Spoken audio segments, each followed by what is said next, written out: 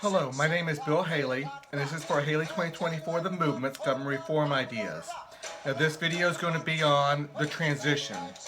Now, what we're doing here is transitioning from the old Constitution, the U.S. Constitution currently, to the new Constitution I am proposing. It is going more towards free enterprise, more towards limited government. It's taking the best parts of the current Constitution, keeping that, but limiting government even more. Doing a competitive governance. We want to move more towards a competitive governance. At least I do. So, the proposal is going towards much more free enterprise. So, if this is the first video you have watched, I'll go through a quick overview, but there's a lot of other videos.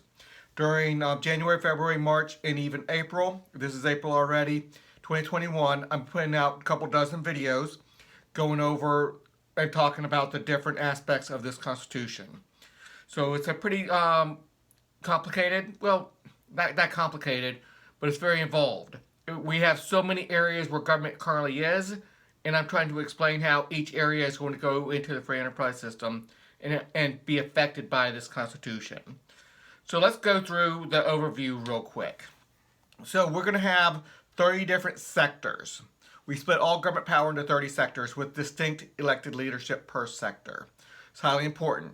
Then within each sector, we have roughly 12 different competitive governing agencies. We call them CRAs, competitive regulatory agencies. They regulate, they govern, and they send representatives up to the next level.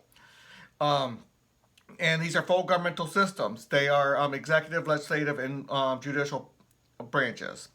So this is at the federal level, the state level, and the local level. Each current government, so every local government will get this whole system, every current state government will get this whole system, and the one federal government will get this one system. So, and there's words with federal, state, and local within this.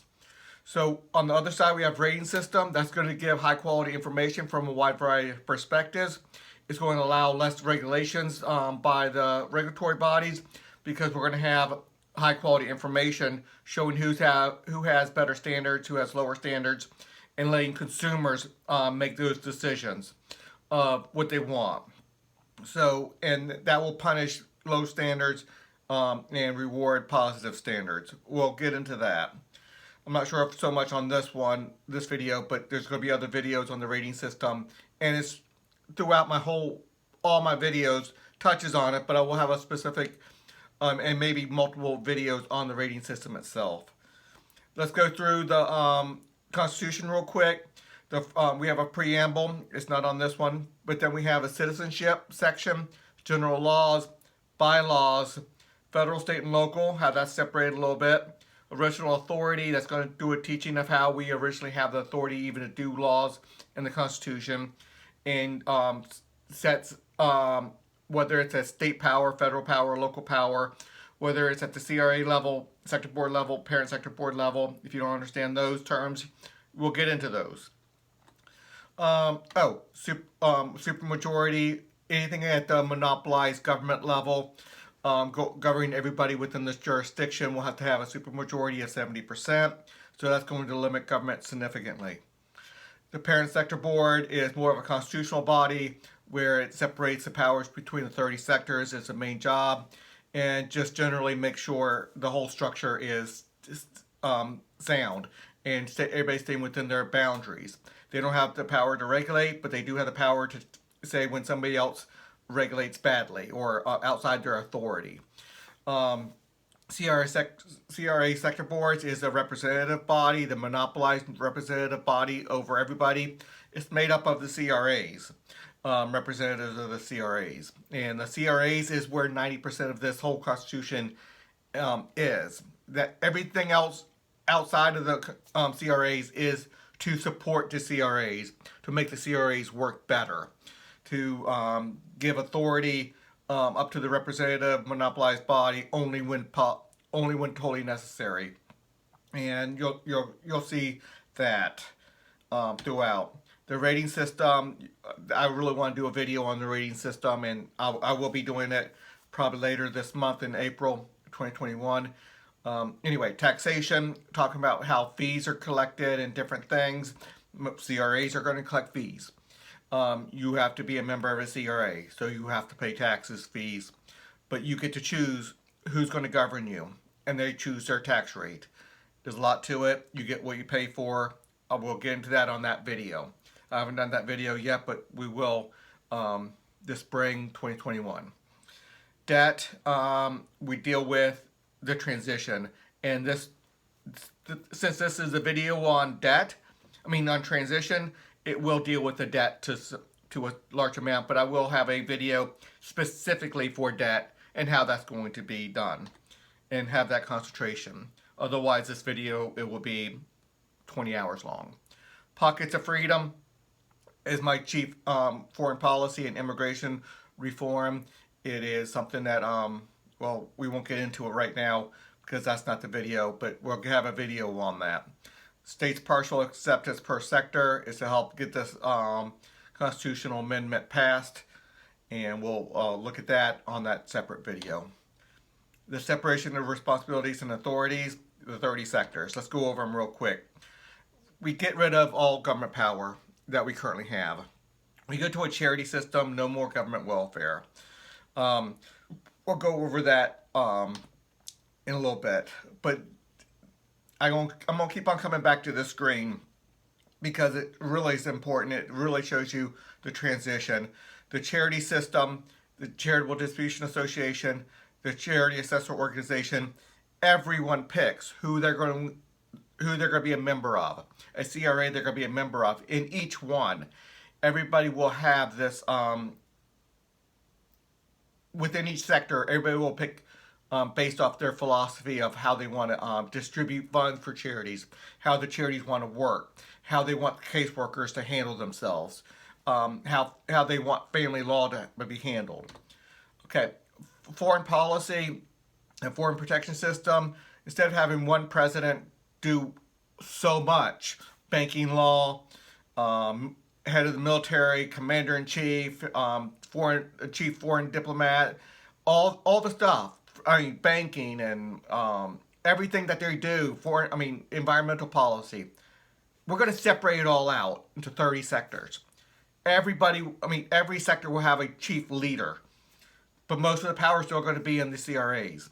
But in these 5 sectors, at least 4 of the 5 here will have primary authority at the sector board level, the representative monopolized body, the foreign diplomats, commander-in-chief. The military corporations, that's going to be free enterprise. 90 to 95% of the money spent within the military is going to be free enterprise. Now, it's not all free enterprise. The money is going to come from taxes, but being spent, the military capability system is going to have a system of paying for capabilities. And I think we can get a great system to have a lot better free enterprise benefits. Again, not full free enterprise benefits, but free enterprise benefits to the greatest extent possible in the military. Military Authorization Agency, that's going to be a check and balance for the whole system. A full representative body, representatives of the people, granting power and taking power back away from somebody. So that's an exciting difference. A lot more societal oversight within this Constitution. A lot less government, but a lot more societal oversight so things can't get out of control. Violent crime mitigation system, 5 systems here, all free enterprise to a large degree. Prosecutors and law enforcement, to the prisons, to the court system, all free enterprise, but with very high standards. The law enforcement authorization grants power to anybody with the inherent power, and they can pull that away. If they're doing wrong, they can pull that away. Anybody abusing their law enforcement powers, they can pull it away. If you're not respecting civil liberties, you can pull that power away from that prison guard, from that judge, from that prosecutor, from the defense attorneys, from any police officer. They all have to get the badge from representatives of 70% of the people. It's really an interesting model. And then here are the other sectors. We're going to go over these sectors, but this video is supposed to be on transition, and right now I haven't even begun to transition hardly. and we're already almost 10 minutes into it. So I'm just going to quickly go through. You can look at the screen and see the different sectors of the governance. Now, I want to keep on coming back to the screen because this is so important for you to understand. Whenever you see a sector, you see a transportation sector, you're going to go come back and see, okay, which CRA do I want to belong to? Now, obviously, some things on the transportation sector needs to go to the monopolized governance, but not so much. The more you think about it, the more you can do just cooperation, using rating floors for cooperation, so you don't have to have a monopolized governance. And that is kind of monopolized, but it's significantly different because there's a lot of ways to get to above a rating floor and to cooperate. Okay, here are some specific clauses within the Constitution. 175% of the states accept this new federal constitutional amendment under the current U.S. Constitutional Article 5 provisions. So we use the proper current constitutional amendment process. It's called Article 5. We're going to use the Convention of the States type of model where 31 or so states, 30 states proposed, 38 states have to ratify. So, so we use that. So America, American states, and American localities are subject to this constitutional amendment. Okay, so that's 38 states have to pass it. And we'll discuss how that is going to work. I have another video out there. I already did that. So you can look at that video. My political plan is to pass that. American citizens must sign the CRA social contract to remain an American citizen. So we actually go with the social contract that everybody has to sign to be an American citizen. And we go over, in my citizenship video, I really go over what needs to happen to be a citizen. Once this amendment passes, the current government, the sector boards, and the parent sector boards have broad powers in a 5-year window to implement a transition plan consistent with moving towards a CRA structure. So I know that there's so many areas of governing right now, and each one's going to have to figure out their own transition. I have a lot of ideas here. I have a lot of standards. I set a structure to do a transition, and we'll go over some of those structures within this video here. But it's important to understand that we do a 5-year window, and the current government and the new government, and I'll explain how that's going to switch over, we'll do it. Okay. All laws, regulations, spending, and taxing from the government before this amendment was passed. So our current government, all those laws, taxes, spending, all that's going to be void after a 5-year transition. So you only have 5 years to do that transition. So it really narrows down, so you can't drag it on for 20 or 30 years. And a lot of it's going to be quicker than that. 5 years is too long for most of it. But when you're talking about switching over the military and some of the courts and some of the other things we have out there, sometimes you really have to get in there, and it takes a little bit of time. But a lot of things is going to be more rapid. CRAs adopt all current laws and regulations within their jurisdiction unless this amendment addresses the law or CRA directly addresses that law or regulation. I don't want things to fall through the cracks, so all current CRAs, all the new CRAs are going to have to accept all the new laws, all the old laws, all the current laws, but they can adjust it right away. So by the end of the 5-year period, anything that they want to change, they can change. But we don't want anything to fall through the cracks. So it's just a standard, and unless the CRAs addressed it. So it can be addressed. The U.S. Post Office will transition. That's just so easy. That's a no-brainer. That's an easy transition over. Obviously, it's a complicated multi-billion-dollar corporation. And we're going to split it up into a lot of small pieces, and they'll have to work together and let free enterprise work, make a lot of adjustments. I'm not saying it's going to be easy, but it's simple to say it should go to the free enterprise system. The parent sector board must distinctly distinctively create each of the sector board's bylaws and the parent sector board's bylaws. So it's important to understand the parent sector board is going to be very constitutionally minded, and they're going to be creating the bylaws. Bylaws are going to deal with how people vote, how representatives vote, the separation between the judicial, legislative, and executive powers. In some sectors, you might want more judicial powers. Some you might want more executive power. Some you might want more legislative power. Where that balance is going to be different for each of the 30 sectors. And it might be different for the different levels of government, federal, state, and local. There's a lot of ways things can happen. And I'm not here in this video to tell you how it's supposed to happen, but that it needs to happen. But the parent sector board creates the bylaws. And that's important because they're going to be there to be constitutionally minded. Sector boards are not creating their bylaws because they have a specific interest involved, and we separate interest and authorities significantly. So we also expertise. We want the constitutional expertise at the parent sector board, and let's say the diplomats being experts at being a diplomat, or the prison sector being experts at being a prison, not constitutionally minded.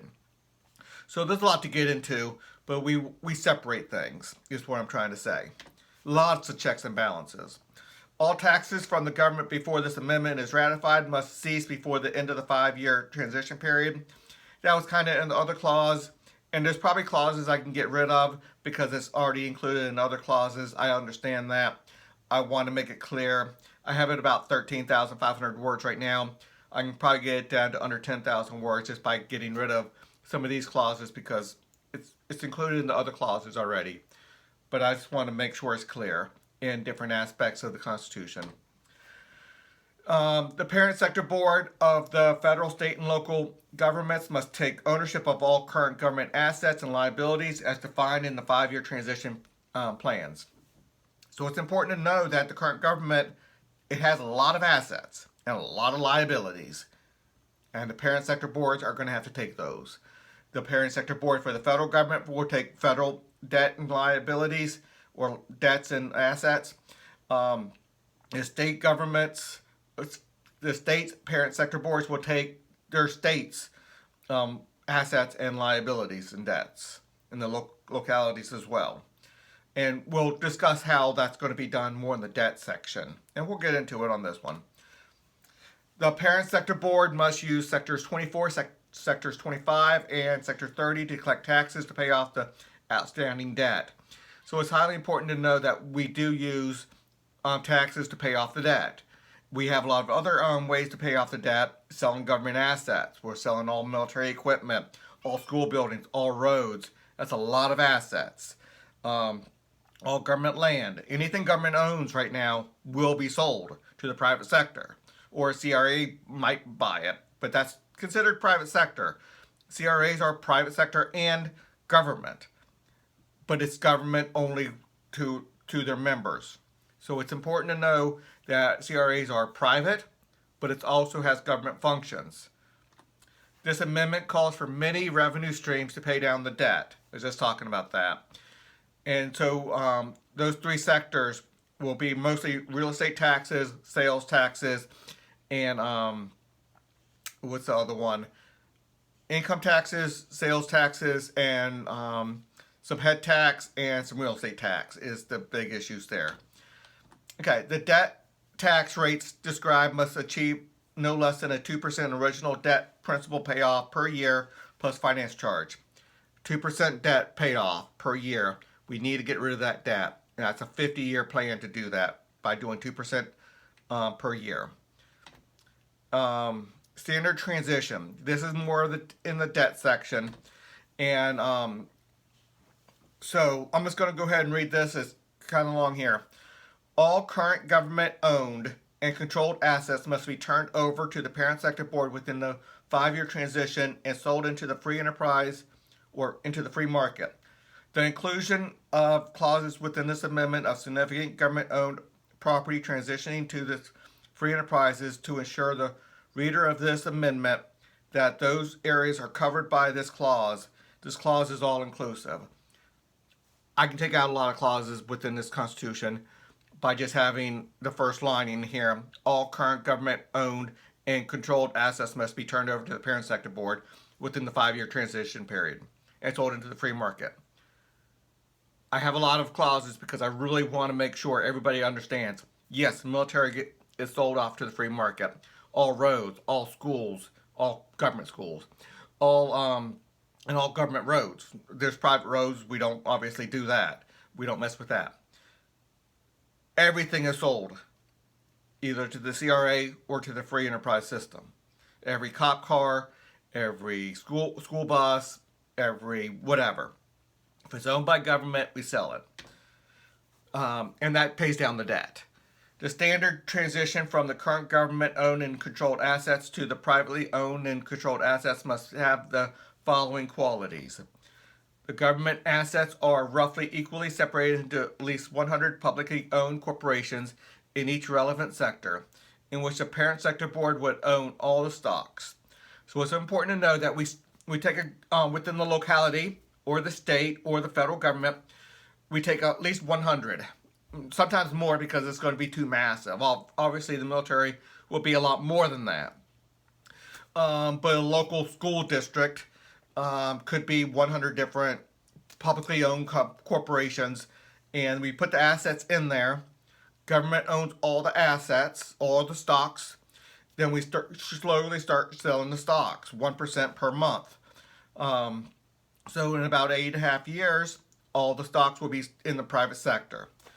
The parent sector board would determine the number of publicly owned corporations named public asset corporations, and they would sell off 1% per month.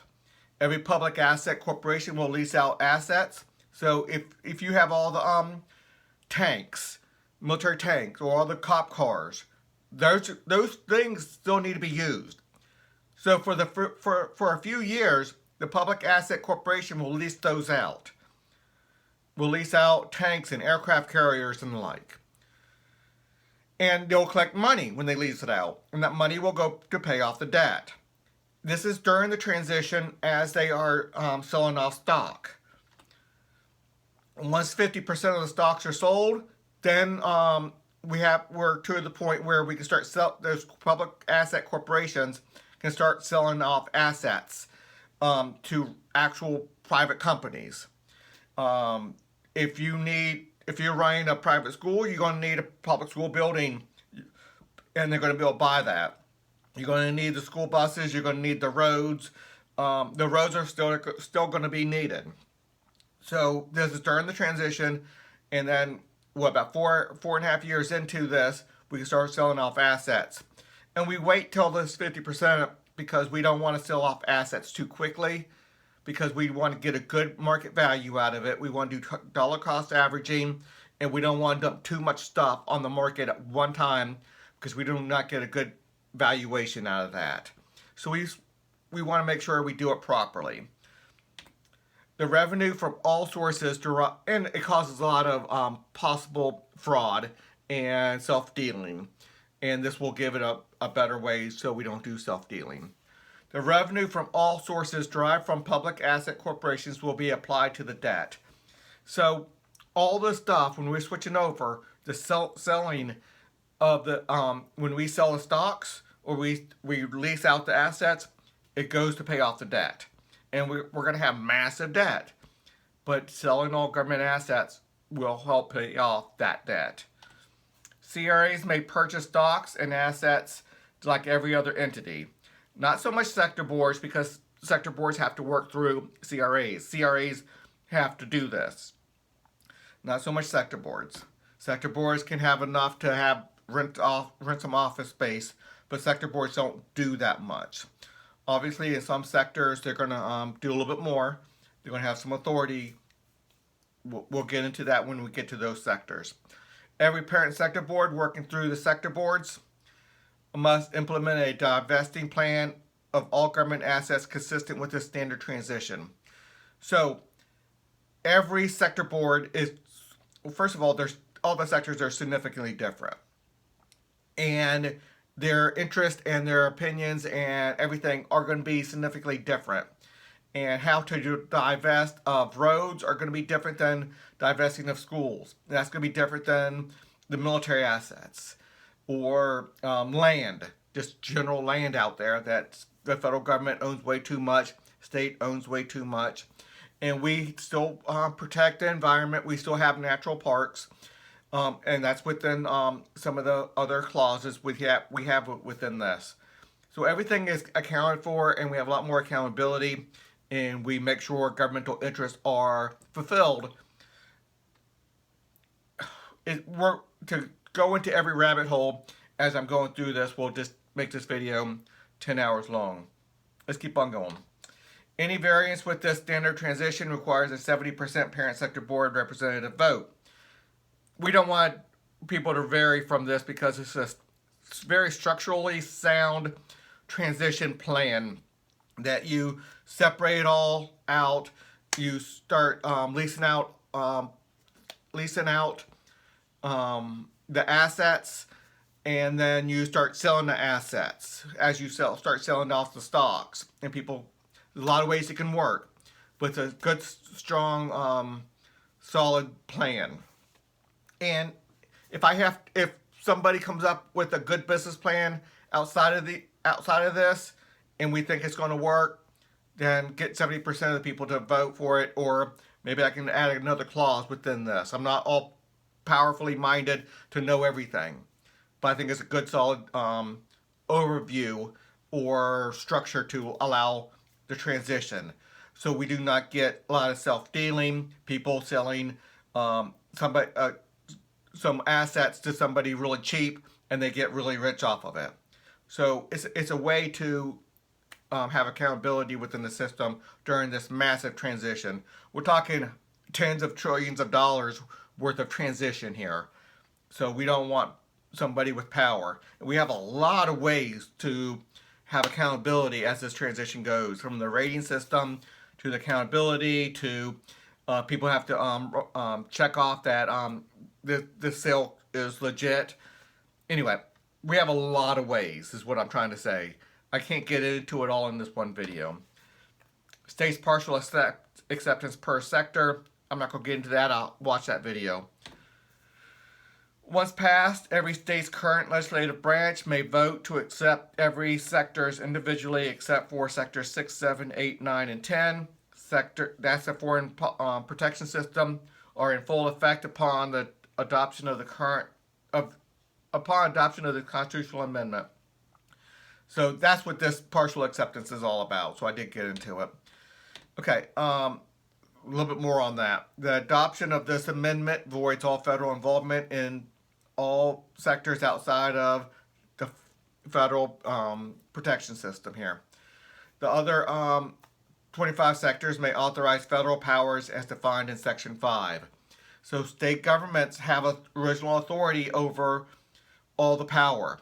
And all the state governments are going to have to get together. There's a system for it. And determine how much power goes to the federal level. Take a 70% vote of the state level representatives to push power up to the federal level. So not too much is going to go there. Most states are going to protect their interest, but they also realize the need for an FBI that goes across the whole nation and can try to get criminals that move from Idaho to Florida or wherever, go across state lines. So there are a lot of issues such as that. But the full law enforcement being free enterprise is going to be able to accomplish a lot of that even without this. But this is going to help out a lot. The Federal Parent Sector Board must address areas of concern of not going fully into the system. We'll go more into that on that video. This video is going to be too long. Okay, let's go just in the welfare, in the government welfare leaving. The current government welfare will terminate. All current government welfare will terminate. Government welfare related infrastructure and assets, including hospitals, will transition to the free enterprise system, thus subject to Section 12 standard transition. Any public hospital, any public buildings, any public health facilities, they'll all go to the CRAs or the private sector. There's a these things are still needed.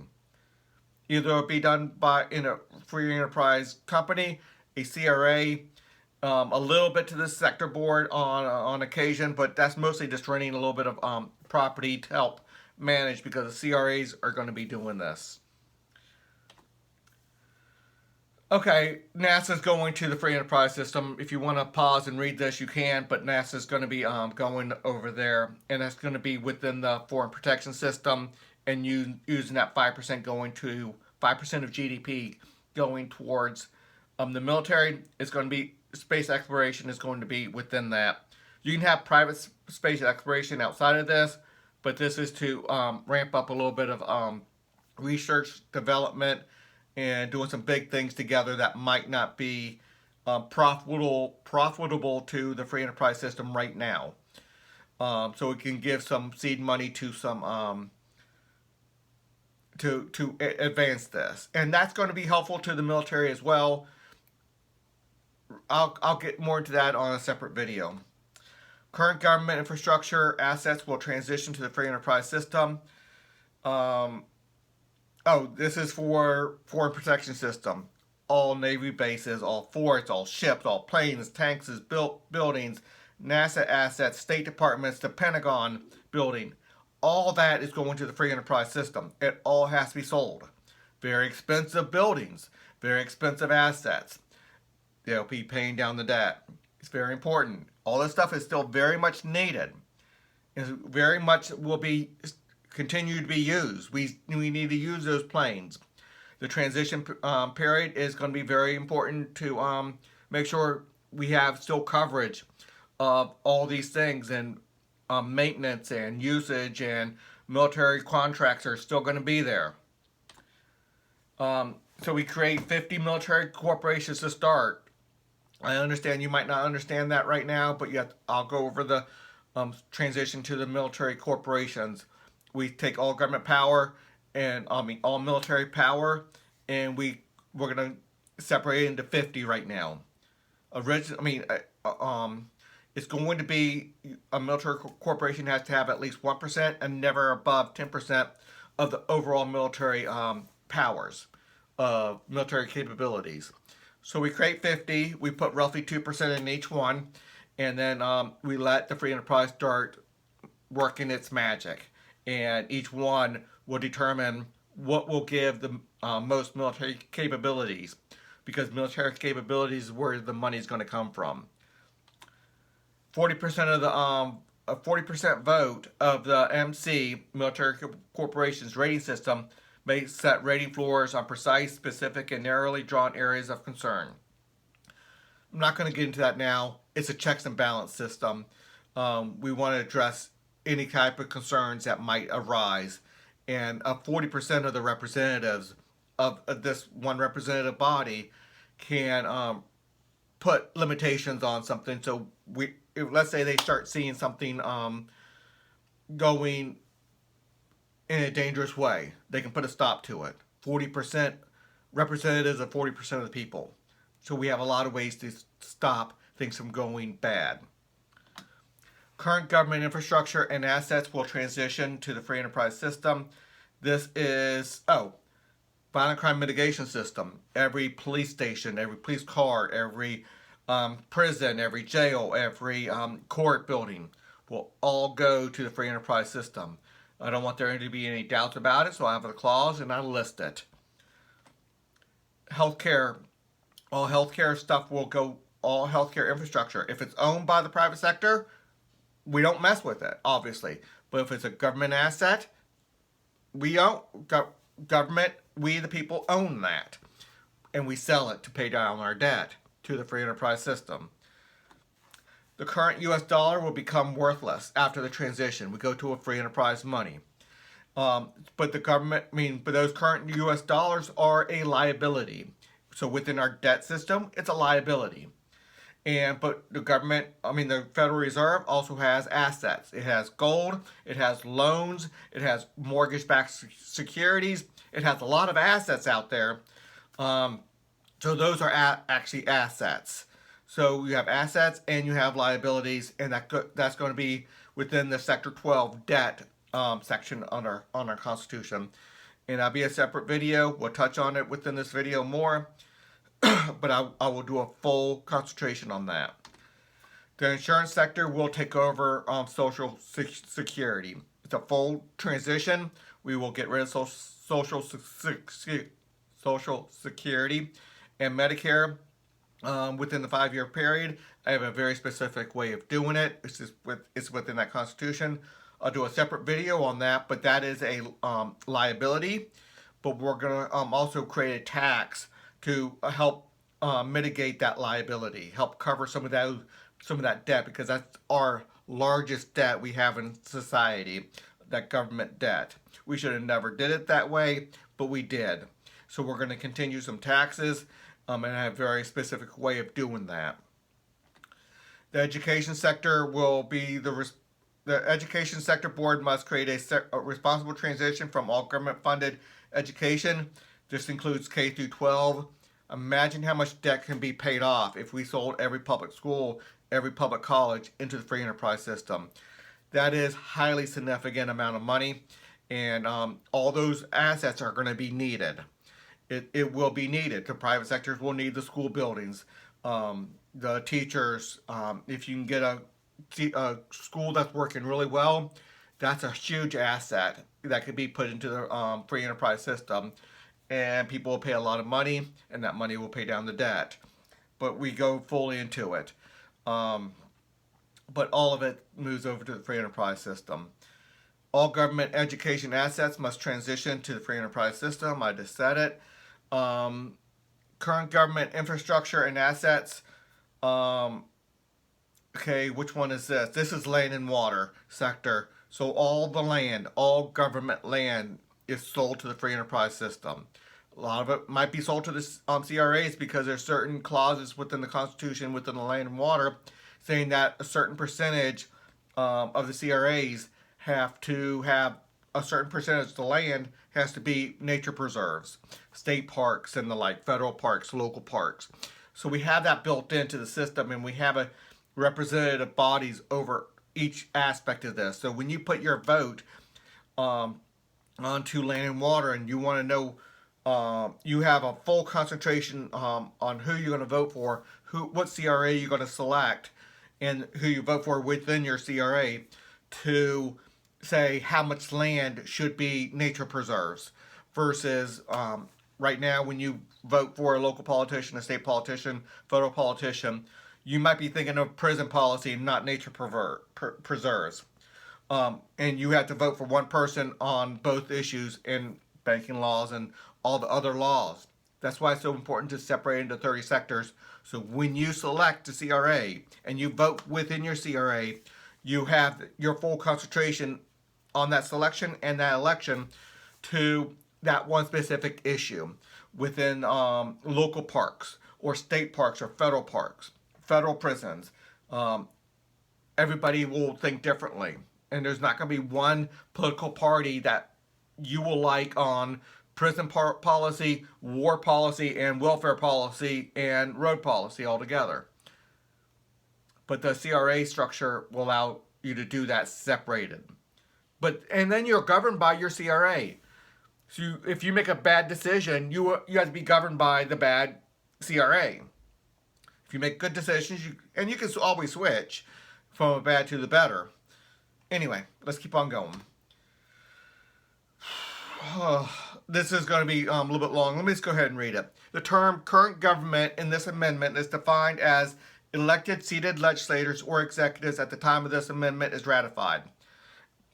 I started coming into problems with trying to define my terms, and every time I try to say what the current legislators from the current system, not the new system, and I didn't want to have to use a full 100 words to define my terms each time I was using the words the current legislators for the existing before this amendment was passed.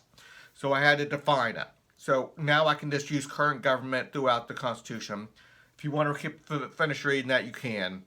But the current government will stay in power. No more elections. They'll stay in power. The legislators and executive powers will stay there for a 5-year transition 5-year transition period, and then they're gone, and everything turns over to the sector boards, the CRAs, parent sector boards, and the like. The transition time frame from ratification. Okay, I'm just going to go ahead and read it because it's important to do this. And it's constitutional language, so it might not be as easy to understand it. But the transition timeline from ratification. The current government must set up a system where every American can select a CRA, a Sector 25 CRA, that's the identity sector, within 2 months. So that's an easy thing. And most likely what's going to happen is certain organizations are going to be able to apply to the government quickly and say, we plan on being a CRA, a Sector 25 CRA. If I can get 1% of the people signing their name saying I will use you, then they can be a CRA. So let's say you have 50 companies come up and say we want to be a CRA, and they start collecting signatures. Within 2 months, we can do that. And let's say after a month, you start consolidating. People see that they're not going to be able to meet the 5% deadline or 5% threshold. You have to have 5% to be a CRA. Anyway, let's keep on going. Every current government legislator must appoint initial CRA leaders. So the current government, they'll appoint initial CRA leaders within 2 months of all the sectors. And they're going to start creating sector boards and the parent sector boards. But CRA leaders must create their CRA sector boards and the parent sector board within 4 months. So that these CRAs and these CRA sector boards and the parent sector board, they're not going to have a power yet. They're setting up the structure. No power is being transitioned over yet. So at 4 months, we just started getting leaders. And citizens, organizations, and businesses must select CRAs within 4 months. So we're going to have CRAs built within 4 months. Then everybody has to start paying CRA dues. It's not going to be much because they're not going to have authority. This is structural, creating structure right now. The people in structure. And so within 4 months, they have to start paying CRA fees, and they must select a CRA. So they pick the one that they agree with. The Republican Party will have one. The Democrat Party will have one. The Libertarian Party will have one. The Republican Party will split between the Libertarian wing and the Heritage Foundation wing and a more moderate wing. The Democrat Party will probably separate between the Brookings Institute, the Green Party, people who like Bernie Sanders, people who like Kamala Harris, people who like Joe Biden. Trump might have a group that really is pro-Trump, and we want to be governed by people like people that are approved by Trump. So you're going to have a lot of separation there. People start picking who they want, and that selection is going to be highly important because with that selection comes your representative power. And if you can't get 5%, then you have to merge it with another one that's similar. But you start paying it. And then, let's see. The parent sector board must finalize sector board lines of jurisdiction within 6 months. You can create it based off of broad general ideas of where the sectors lie, or the jurisdictional lines between the sectors lie. It's going to be pretty set in stone, or pretty set to begin with, but the fine-tuning of the parent sector board must be set within 6 months. And I'm sure it's always going to have to be fine-tuned after that. They're going to be a continuous fine-tuning. But the initial set in stone, obviously not set in stone, but pretty firm foundations of the jurisdictions will have to be set within 6 months. Every sector board in the current government must have a transition of power timeline within 8 months. So within the 8 months, no powers at the CRA level yet. No powers at the sector board level. They're creating their structure.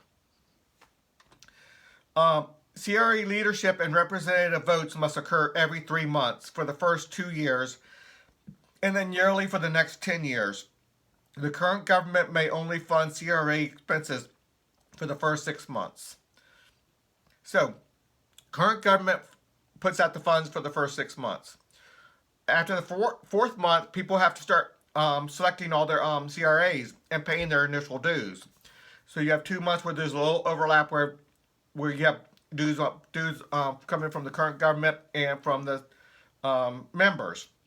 But those are not big time money yet. These are just people with offices, no power yet. We're not doing the policing yet. We're not doing the roads yet. We're not doing all that yet. Within 8 months, we start having within 8 months we have to have a timeline. That's where the timeline has to be done for the transition. But it shows here every 6 months you have to have new elections. So you pick your people within you pick your CRA within 4 months.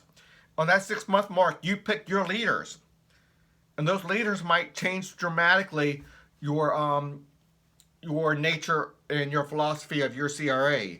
All the libertarians gather together. All the Green Party people gather together. All the Trump people gather together. Heritage Foundation people gather together. Brookings Institute, they gather together, and they start getting groups out there. And it's great to segregate based off philosophy. I can get together, or that doesn't matter to me.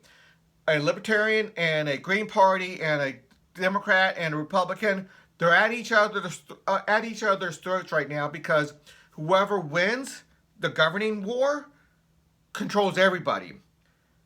If the Libertarians want to be governed by their people and the Democrats want to be governed by their people, Green Party and Socialists want to be governed by their people, they're only governed by their people, and they can have a great relationship because they're not forcing either freedom or socialism on them. Some people don't. Some people think freedom is a opposition or oppression. Some people think oppression is oppression, and socialism and high government control is oppression. But with the competitive nature, you pick who you're going to be governed with. So within 6 months, you really have your first big vote. Your selection is big first, but then your vote is going to really start fine tuning this. Your vote here within the CRA is going to be highly important. All the rating systems are going to be made the same way. Everything I'm talking about on the CRA side, at the same time, the rating systems are going to start giving high quality information right away. Within a month, they're going to say what they're going to give write-ups and video series and podcasts about what CRAs are the best to join, what their philosophies are, and they're going to have a mandate to debate each other and really answer the questions that need to be answered, so the population, the citizens, have a good understanding of what they're going to select and then who they're going to vote for within their CRA, because CRAs only vote within their membership. Okay, I think I'm going to come to the end of this one. It's going to be about 50 minutes, but here are the 30 sectors again, a little bit easier to see on this screen. 5 in the charity system, 5 in the foreign protection, 5 in violent crime. Each sector will have a dramatically different way of transitioning. I think I have like an 8-year transition for the charity system, but it might be able to be done in 5 years. It really needs to be switched over more on the rapid side, because the current government system is doing so much harm. And the more you leave under the current government system of the monopolized system, and when I say 8 years, yeah, it would have to be switched over to the sector board at one point to finish off the transition as a monopolized government form, because sector boards are monopolized. Here, look at this one. On this level here, this is monopolized government, where they govern everybody. Not govern. They regulate all the CRAs and make sure they do certain things. The governing still happens at the CRA level, but the regulations of what you have to do can happen up here for the monopolized thing. So when I say monopolized, that's sector board and they just say what the CRAs have to do. and they have to do it, or they don't become a CRA anymore, and everybody has to belong to a CRA. It's part of the societal contract, CRA social contract. Okay, and you have 15 other sectors, so each one of these are so important. How we're going to transition over education is a big one, and I'll go over that in the education video. How we're going to, I want to switch over insurance. I want to switch over insurance. I mean, Social Security, that's going to be a whole separate video. I want to transition our current monopolized, socialized money, where we're doing a very poor job with it, to a free enterprise money where everything's backed up. That'll be a full video. And you got videos out there already on these issues, but I want to talk to you with it, talk about it in a constitutional manner. Human resources and sales and how that's going to tax. Identity, the importance of the identity sector is just so huge. They're going to handle all the elections, they're going to handle ownership, they're going to handle citizenship. It's just a lot it's going to handle, and it's going to be one of the most important sectors. How we transition the road system, that's going to be a separate video. Land and water, we'll discuss a lot of issues within that. And I just want to, I don't know what else to say within this video. There's so much more I want to say. There's so much I left on the table, but at 51 minutes, things just need to be left on the table until you watch other videos. That's why there's several dozen videos. There's already many videos from January, February time frame of 2020, and now this one is going to be mostly February, March, April of 2021, and it looks like I'll definitely be going into May on the videos for this series, several dozen videos, each talking about each aspect of the Constitution here. Anyway, please consider a donation to Haley 2024, the movement. I'm trying to do this all on my own right now. There's a lot to do, and I really want this video series and this page and these ideas to get out there in the general public. So until the next video.